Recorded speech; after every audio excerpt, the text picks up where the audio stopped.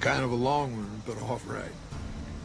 About 25 years ago, a group of NCR settlers pushed way south into Baja.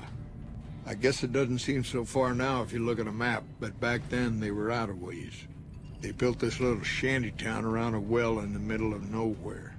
Called it Rattletail. Word got back to one of our stations that raiders had been attacking the place. I went out with 6 rangers.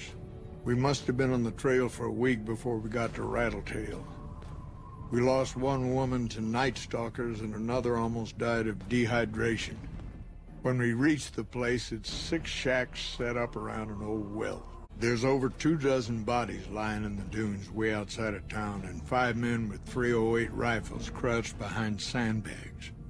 And these bodies, these people out in the sand, they aren't raiders, aren't even heavily armed. They're just people who were trying to get to the only well in 50 miles. I didn't have to talk to the men to see that they did not care one bit.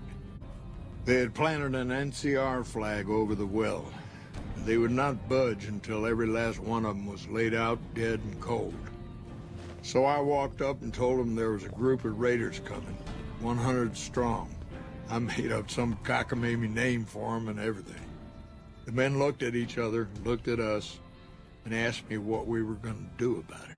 I told them we would take them back into NCR territory because we'd already lost 10 rangers on the way out.